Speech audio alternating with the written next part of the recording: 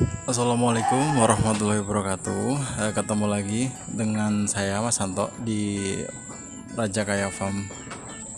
Teman-teman, terima kasih buat teman-teman yang udah subscribe channel ini. Yang belum, mohon subscribe agar channel ini berkembang. Pertama-tama mudah-mudahan teman-teman dalam keadaan sehat semuanya, nggak kurang satu apapun. Sesuai janji saya kemarin, saya hari ini mau bahas tentang step yang ketiga. Step yang ketiga itu pemilihan kandang atau manajemen kandang. Kandang ini menurut saya bagian paling krusial dalam beternak. Banyak orang nggak begitu memperhatikan detail soal kandang. Bagi mereka mungkin yang penting yang penting ada atapnya, kambing bisa berteduh, nggak kepanasan, nggak kehujanan, itu udah cukup. Ya nggak salah juga sih.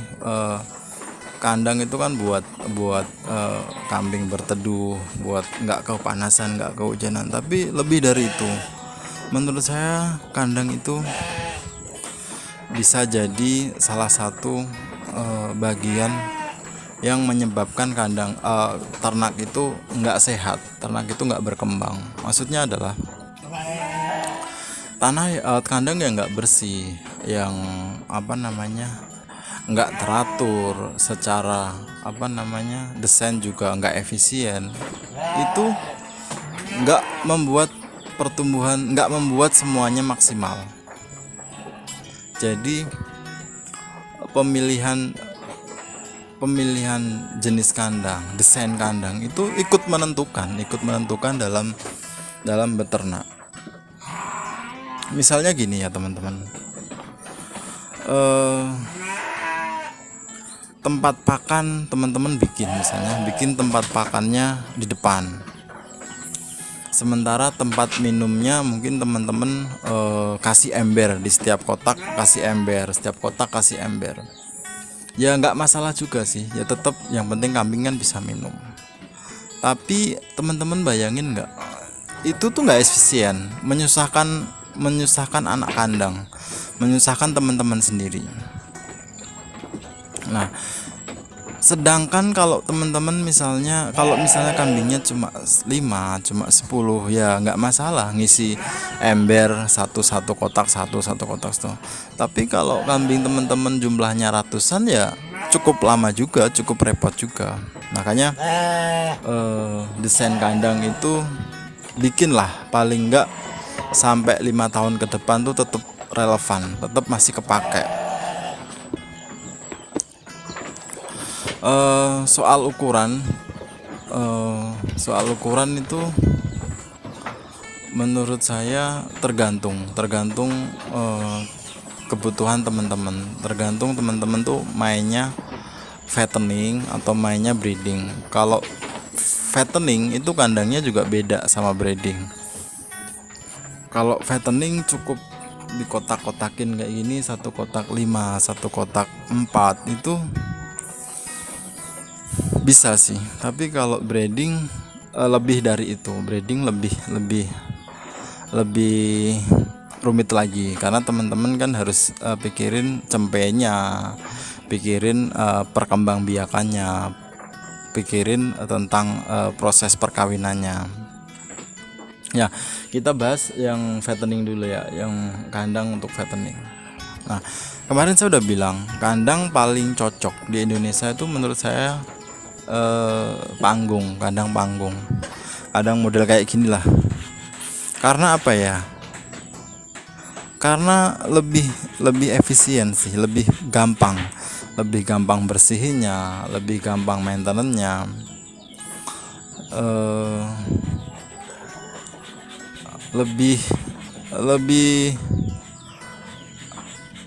jadi lebih simpel aja menurut saya. Maksudnya gini, Temen-temen kalau misalnya bikin kandang yang panggung kayak gini, yang fattening ya, itu ukurannya itu jangan kayak saya deh. Saya ini kayaknya juga nggak ya, bukan salah ya, tapi kurang kurang kurang kurang pas lah. Maksudnya ke belakangnya ini masih agak kejauhan, masih agak kelebaran. Jadi dia masih terlalu lebar untuk fattening. Jadi kalau saran saya sih, kalau dalam satu kotak itu ukurannya panjangnya itu 1,2, terus ke belakangnya itu lebarnya 1 meter. Itu udah cukup sih buat kambing 4 atau 5. Karena gini, kalau satu kotaknya itu terlalu luas, domba itu kan makhluk koloni ya, dia tuh kalau dia disatuin dalam satu kandang itu cenderung beradu. Jadi kalau teman-teman kandangnya terlalu lebar, itu dia punya ancang-ancang terlalu jauh. Jadi ketika dia tumbukan dengan temennya itu kencang banget pasti. Tapi kalau kandangnya itu nggak terlalu nggak terlalu lebar, dia tuh ancang-ancang ke belakangnya tuh paling cuma berapa jangkah aja, berapa langkah, 1 langkah paling. Jadi cuma cedak gitu, nggak terlalu kenceng kalau misalnya dia nggak punya ancang-ancang yang panjang, yang jauh. Tapi sih lebih bagus emang kalau dananya ada sih, sebaiknya emang satu kotak satu sih, satu kotak satu itu lebih bagus lagi. Tapi kalau misalnya mau hemat, sebagian dananya mungkin mau dibeliin bakalan, masih oke lah. Satu kotak itu maksimal 5 tuh masih oke, masih bisa, asal ya itu jangan terlalu gede kotaknya. Yang penting dia masih bisa makan dari depan, terus dia masih bisa muter buat minum di belakang. Nah, bahas soal tempat minum. Punya saya itu saya bikin makannya itu di depan kayak gini, berhadapan, terus belakangnya itu minumnya itu nggak ibaratnya nggak tak bikin satu-satu atau putus gitu, nggak. Jadi satu jalur tuh langsung memanjang seperti kayak talang aja. Jadi dari ujung sampai ujung itu ketemu, ujung sana ada lubang kran. Ujung sana juga ada lubang kran. Jadi anak kandang itu gampang ketika ngisi atau nguras. Jadi cukup nyalain dari sana, itu udah keisi semua. Lah nanti kalau misalnya mau nguras 2 hari sekali biasanya kita kuras, kita cukup buka aja ujung situ kita buka, udah kita kuras gitu. Jadi kalau pakan kering gini, bagusnya itu air minumnya selalu tersedia. Jadi ketika makan dia langsung minum ke belakang, makannya di depan, minumnya ke belakang. Jadi nggak pernah telat lah minumnya. Jangan sampai telat kalau pakan kering gini. Nah, soal soal tinggi dari tanah ya. Dari tanah itu kita bikin ketinggiannya itu ya berdasarkan tempat tinggal teman-teman sih. Maksudnya tempatnya rawan banjir atau rawan drop apa enggak. Kalau di sini kan enggak jarang ya banjir tuh. Jadi 1 meter dari bawah aja udah cukup tinggi gitu, enggak masalah gitu. Tapi kalau teman-teman mungkin daerahnya rawan banjir, rawan drop, ya bisa ditinggiin lagi gitu. Nah, untuk dindingnya ini ketinggiannya, nah kalau kayak gini sebenarnya ketinggiannya kurang tinggi. Jujur aja, kandang ini tuh domba ini tuh sering nyebrang dari satu ke ini. Meskipun ya yang nyebrang sebenarnya domba itu aja sih, nggak semuanya gitu. Memang ada jenis satu domba tuh yang nggak bisa diem, yang nyebrang terus. Jadi ini kan ketinggiannya 70 cm. Jadi kalau menurut saya, kalau teman-teman bikin agak tinggi dikit lah, 1 meter atau 1 meter 20 juga nggak masalah. Kalau misalnya teman-teman dombanya, apalagi kalau misalnya kambing ya, itu butuh lebih tinggi lagi. Nah, terus atapnya sekarang. Tunggu, kita bahas lantainya. Lantainya itu saya pakai kayu, pakai kayu jati. Jadi kalau saya sih mikirnya gini ya, mungkin banyak di luar sana yang pakai plastik. Pakai plastik itu yang 1 meter itu yang bisa disambung-sambung itu loh. Itu juga banyak di luaran sana. Kalau nggak salah sih per meternya harganya 85 sampai 95. Tapi kembali lagi, kalau misalnya di tempat teman-teman kayu itu mahal, pakai plastik juga nggak masalah.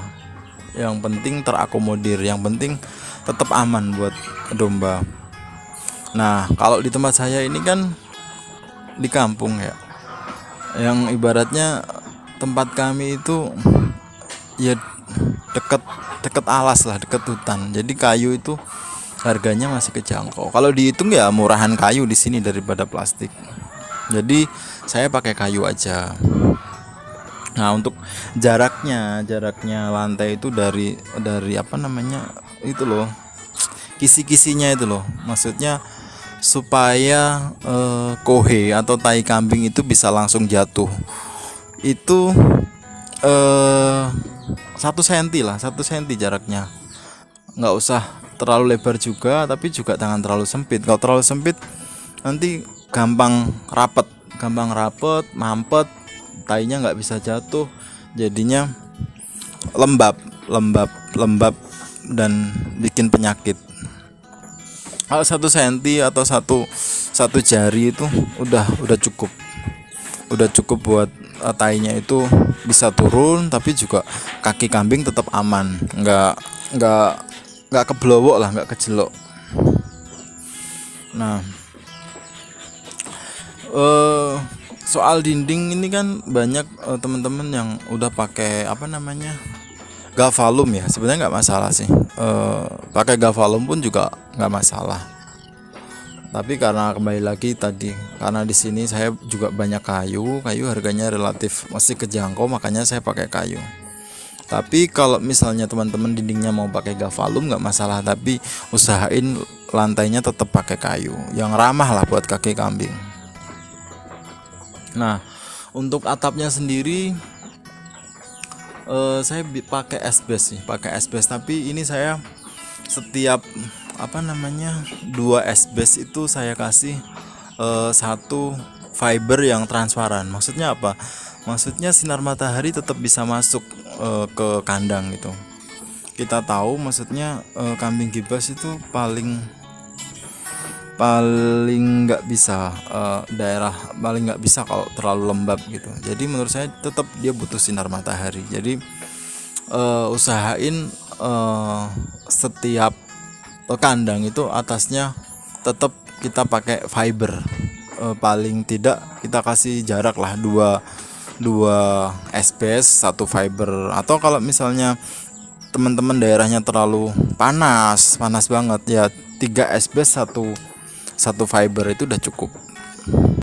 Terus ada lagi teman-teman yang nanya, Mas, kandangnya kalau malam lampunya dinyalain nggak?